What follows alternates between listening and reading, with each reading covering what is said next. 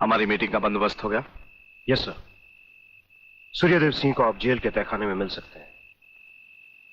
Government disciplinary action का मामला है, इसलिए हमारे साथ हमारे सेक्रेटरी के अलावा और कोई नहीं जाएगा। Right sir. This way please.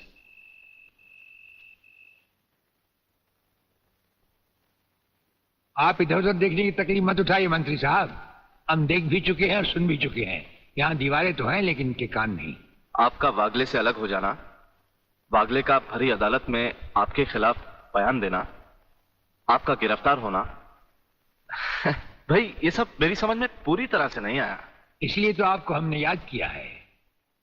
और जब कभी सुबह समझा जाता है तो इंस्पेक्टर वागले इसी तरह भेस बदल कर हमसे मिलने यहाँ आते रहते।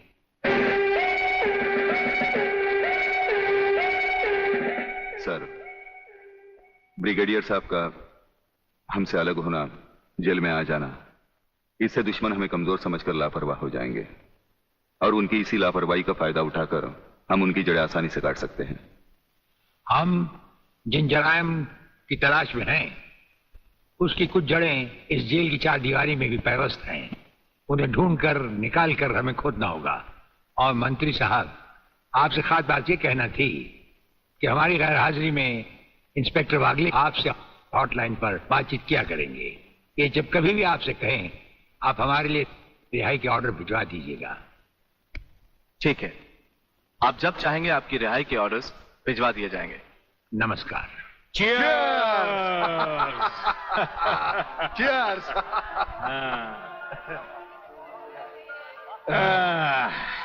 नया साल बहुत बहुत मुबारक हो प्रलयनाथ।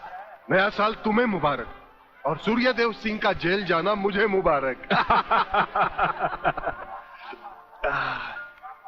राधा बिटिया कहीं नजर नहीं आ रही। नजर तो तुम्हारा बेटा रसिक नाथ भी नहीं आ रहा। अरे भाई, इन नौजवान लोगों का हम बूढ़ों से क्या मतलब। मना रहे होंगे कहीं नया साल अपने जवान दोस्तों के साथ। प्लीज रसिक, ऐसा मत करो ना।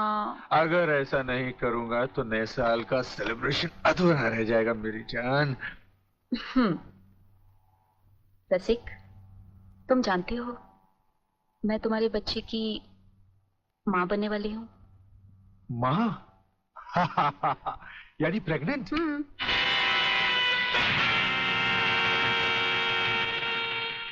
अनीता, तुम? हाँ, मैं। कह दो इसे भी, प्रेगनेंसी में परेशानी क्या है, करवा लो अबॉर्शन। शादी बाद में कर लेंगे, अभी तो हम बच्चे हैं। क्यों, यही कहा था ना तुमने मुझसे?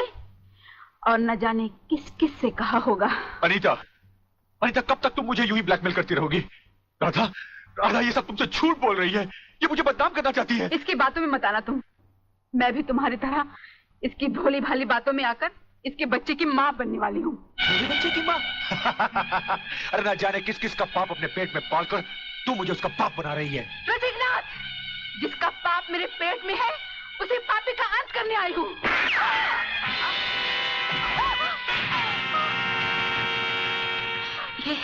ये तुमने क्या किया? रसिक, तुमने इसे मार डाला? तो और क्या करता? हजारों औरतें जबरदस्ती मेरे गले पड़ रही थी। आज मैंने तुम्हारी सही शक्ल देख ली है रसिकनाथ। अगर ये एक बाजारू औरत थी तो तुम भी एक बाजारू कुत्ते हो जो जगह जगह मुंह मारते फिरते हो। मैं आज तुम्हारा भांडा फोड़ कर रहूंगी। मैं अभी पुलिस को फोन करती हूँ। साली, ज्यादा समझदार बनने की कोशिश की तो तेरा भी यही आशा कर दूंगा, समझे?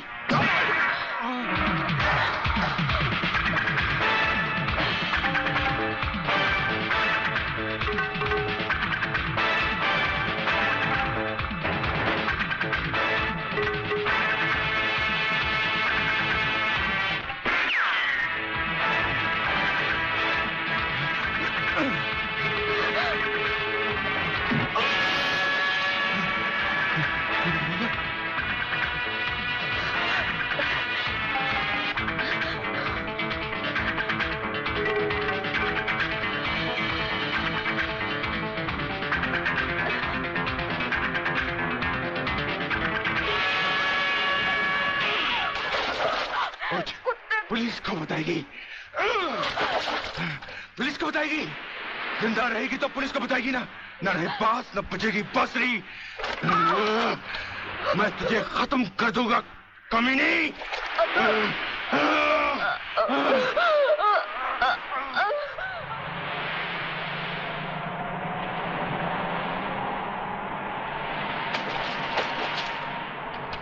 तो पीने का मजा ही नहीं आता।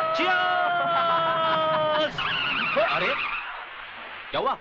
अबे सामने देख, लड़की की लाश। अरे नहीं यार, ये भी कोई हमारी तरह नशे और मस्ती में चूर लगती है। चलो उसे और पिलाते हैं, अपना भी नया साल सुधर जाए। अबे नया साल सुधारने के बच्चे अगर लफड़े में फंस गए ना तो जिंदगी बिगड़ जाएगी। हमें क्या मालूम वो जिंदा है या मुर्दा? क्यों संजू? कुछ भी हुआ लोग, मगर इंसानियत के नाते उसे देखना हमारा फर्ज है। चलो चलो देखते हैं।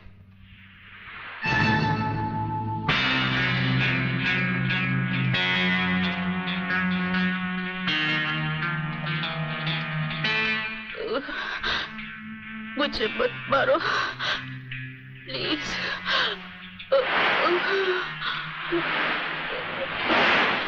भगवान के लिए मुझे मत मारो।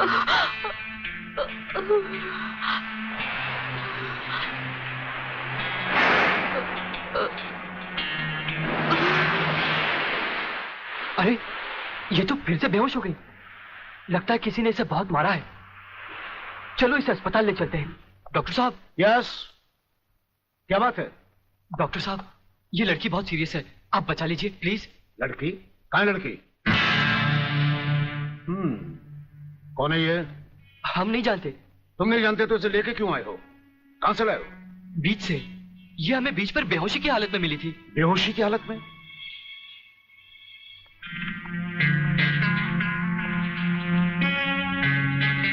इसकी हालत तुम लोगों ने इसके साथ 31st नाइट बना के तो नहीं की है ना? हम लोगों ने? ये क्या कह रहे हैं डॉक्टर साहब? नहीं नहीं, हम लोगों ने ऐसा कुछ नहीं किया। देखा तुम लोगों ने? मैं तुम लोगों को पहले ही कह रहा था। मगर नहीं यार, चुप रह तू, डरता क्यों है? डॉक्टर साहब ये वक्त इधर उधर की बातों का नहीं है, हम पर भरोसा कीजिए और जल्दी से इलाज कीजिए। बातों से समझदार मालूम होते और मुंह से शराब की बदबू भी आ रही है। लेकिन भाई मेरे ये मामला तो पुलिस का है। पुलिस? हाँ। मगर पुलिस क्यों डॉक्टर साहब? क्योंकि इस तरह के केसेस पुलिस में दर्ज करवाए जाते हैं। मैं इंस्पेक्टर को अभी बुलाता हूँ, इंस्पेक्टर नीचे बैठा है। डॉक्टर साहब, संजय। आप लोग बैठिए। इंस्पेक्टर कहाँ गए वो लोग? साहब हम लोगों को मार के वो दोनों भाग गए। क्या बात है डॉक्टर साहब, आप इतने परेशान क्यों हैं? इंस्पेक्टर साहब पता नहीं वो 3 लड़के इस लड़की को बेहोशी की हालत में यहाँ लाए। मैं आपको बुलाने गया, इतने में वो भाग गए। भाग गए?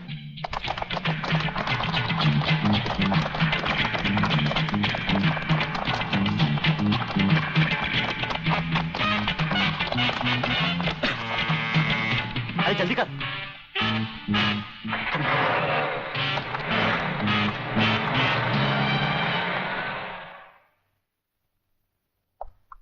सर ये है उस लड़की की मेडिकल रिपोर्ट। रेप केस है? नो सर, लड़की के पेट में 2 महीने का बच्चा है। लड़की को होश आया? No sir. उसका कुछ अता पता? अब तो उसके होश में आने के बाद ही पता लगेगा कि वो कौन है और उसके पेट में बच्चा किसका है। अगल सेब अगल, अरे अगल सेब अगल। अरे बेटे, अंग्रेजी को मार गोली और हिंदी में समझा। क्या बात है? सगाश्री, पिताश्री मेरे परलोक सुधारने का प्रबंध कर रहे हैं। अरे तुम वो मेरी हत्या कर। तुम जैसी कमीने औलाद को मार डालना ही बेहतर होगा। देखता हूँ आज तुम्हें कौन बचाता है। प्रलयनाथ, तुम बीच में मत बोलो जीवनलाल। इस कमीने ने आज मेरी इज्जत मिट्टी में मिला दी है। मैं इसे जान से मारू। बात क्या है? क्या किया है इसने? ये बात तुम मुझसे पूछो तो अच्छा होगा। अच्छा अच्छा, रुक जाओ, शांति करो। बेटे रसिक, चलो उठो, बताओ क्या बात है? अंकल, अंकल मैं। हाँ हाँ बोलो, डरो मत। अंकल मैं एक लड़की से मोहब्बत करते हो, यही ना? हाँ। तुम भी कमाल करते हो प्रलयनाथ। बेटे की मोहब्बत बर्दाश्त नहीं कर पाए, उसे मारने पर तो लाए। अरे मोहब्बत करना तो आजकल के नौजवानों का फैशन है। बात यह नहीं है जीवनलाल, सच तो यह है कि इसकी मोहब्बत के चक्कर में वो लड़की इसके बच्चे की मां बनने वाली। ओहो, तो इसमें कौन सी नई बात है? करवा दो शादी। और अगर लड़की अपने बराबर की नहीं है तो करवा दो एबॉर्शन। मगर जीवनलाल बात यह है। अरे यार, ऐसे मामले में बात कुछ नहीं होती। सीधी सी बात है, अगर वो लड़की नहीं मानती तो पैसे वैसे देकर अपनी जान छुड़वा लो, और अगर फिर भी नहीं मानती तो तुम्हारे लिए किसी की जान लेना कौन सी नई बात है। प्रलयनाथ, तुम तो खामखा उस लड़की के लिए अपने बेटे की जान के पीछे पड़े हो। दरअसल बात यह है जीवनलाल कि वो लड़की तुम्हारी बेटी राधा है।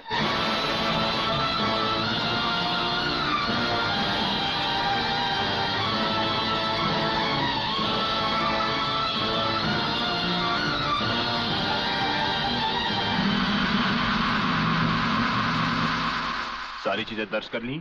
जी साहब। और हाँ, इस डेड बॉडी को जल्द से जल्द पोस्टमार्टम। साहब ये पर्स मिला है।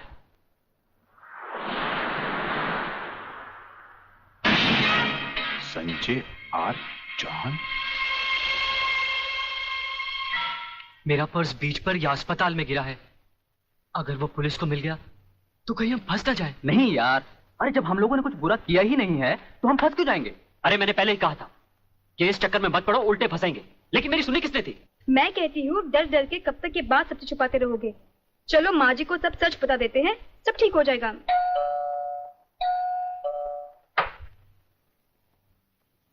नमस्ते। नमस्ते। क्या बात है इंस्पेक्टर साहब? हम शक की बुनियाद पे आपके बेटे संजय और उसके 2 दोस्तों को गिरफ्तार करने आए हैं। गिरफ्तार? क्यों? क्या जुर्म किया है उन तीनों ने? ये आप अपने बेटे से पूछ लीजिए।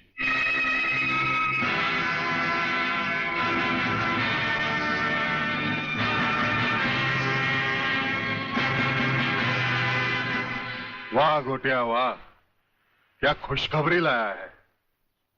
डीआईजी रुद्र प्रताप का बेटा पुलिस के फंदे में।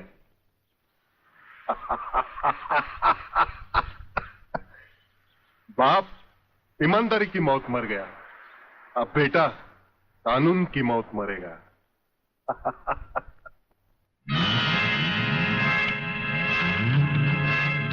गोटिया आप देखना, मैं इस चश्मदीद गवाह को ऐसी मौत मारूंगा कि उसकी आंखें मुझे पहचानने से पहले ही बंद हो जाएगी।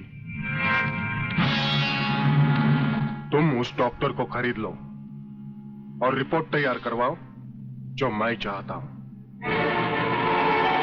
यह समय सोचने का नहीं है बेटी, यह हम दोनों की जिंदगी और मौत का सवाल है। पिताजी, पुलिस पूछेगी तो मैं क्या बताऊंगी, किसका नाम लूंगी?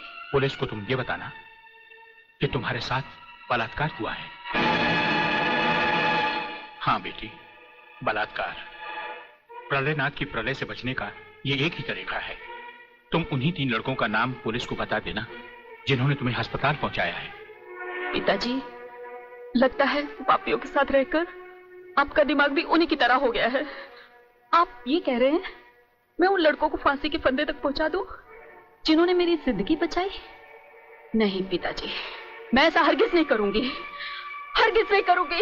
बेटी, इतिहास गवाह है, आदमी ने अपनी जान को बचाने के लिए अपने ही भाइयों की लाशों को कुचला है। ये दुनिया का नियम है बेटी। फिर वो तीनों हमारे लगते भी क्या हैं? अगर उन्हें फांसी लग भी गई तो हमारा क्या जाएगा? बेटी, उन लोगों की जिंदगी से कहीं ज्यादा कीमती हमारी जिंदगी है। पुलिस को वही बताना जो मैंने तुम्हें कहा है। मगर गुप्ता जी, किसी के सपने पूरे करने के लिए किसी के अरमानों का गला तो नहीं घोटना चाहिए। ये पाप है। राधा तो प्रेग्नेंट है और आपने पैसे के लिए उसके बलात्कार की गलत रिपोर्ट तैयार कर दी। तुम मेरे सीनियर हो या मैं तुम्हारा सीनियर, पेशे का सबक मुझे मत सिखाओ, समझे? सीनियर और जूनियर का मतलब ये तो नहीं सर कि आप कुछ भी करें और मैं चुपचाप देखता रहूं। ऐसा कभी नहीं होगा। मैं आपकी गलत रिपोर्ट पर हरगिज साइन नहीं करूंगा जो उन 3 निर्दोषों को फांसी के फंदे तक पहुंचा दे। डॉक्टर सिन्हा, आज से 5 साल पहले डॉक्टर श्रीवास्तव ने इसी तरह की एक गलत रिपोर्ट पर साइन करने से इनकार कर दिया था। गुंडा स्वामी के आदमियों ने उसे 6ठी मंजिल से नीचे फेंक दिया और पुलिस ने उसकी मौत को आत्महत्या समझकर उसकी फाइल हमेशा हमेशा के लिए बंद कर दी। अगर तुम भी उसी राह पर चलना चाहते हो तो एज यू विश। इंस्पेक्टर साहब, इंस्पेक्टर साहब, मैं कहती हूँ ये कहाँ का न्याय है? कैसा कानून है जो 3 मासूमों को सोचे समझे बिना हवालात में बंद कर दिया? मैं पूछती हूँ क्या हो गया है इस देश के कानून को? अगर पुलिस वाले इस तरह पुलिस स्टेशन में सोते रहे तो निर्दोष लोग जेल में नहीं जाएंगे तो कहाँ जाएंगे? कौन तुम? नींद की गोली खाकर सोया है या गांजे की? दिखता नहीं क्या? लड़की हूँ मैं, आलोक की बहन, जिसे तुम्हारे कोई बहादुर इंस्पेक्टर ने बलात्कार के जुर्म में पकड़ा है। कहाँ है वो इंस्पेक्टर? मैं उससे मिलना चाहती हूँ। सलाम साहब। साहब? अच्छा, तो आप ही है वो साहब। मैं पूछती हूँ, तुम पुलिस वालों को हुआ क्या है जो गुनहगार को निर्दोष और निर्दोष को गुनहगार समझ लेते हैं? सुना था कानून अंधा होता है, मगर तुम्हें तो भगवान ने एक नहीं दो दो आंखें दी है, और वो भी चील की तरह मोटी मोटी। क्या वो तीनों तुमको किसी भी तरह से बदमाश लगते हैं? अरे मेरा भाई आलोक, वो तो किसी लड़की से बात करते हुए भी कांपता है, वो किसी पे बलात्कार क्या करेगा? खाक। वागले बेटे, ये तो लाल मिर्च है तीखी तीखी। हाथ लगाओ तो हाथ चले, मुंह लगाओ तो मुंह चले, दिल लगाओ तो दिल चले। ये तेरी बीवी बनने के लायक है। अरे इस तरह घूर घूर के क्या देख रहे हो? पहले कभी लड़की नहीं देखी क्या?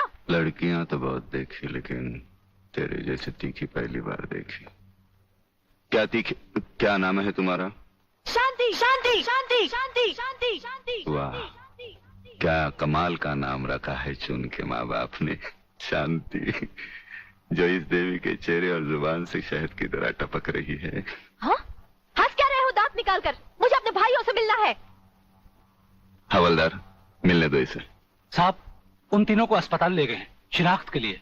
संजय चौहान, आलोक वर्मा और अली खान, यही वो 3 लड़के हैं जो आपको अस्पताल में छोड़कर भाग गए थे। क्या इन्होंने आपके साथ बलात्कार किया?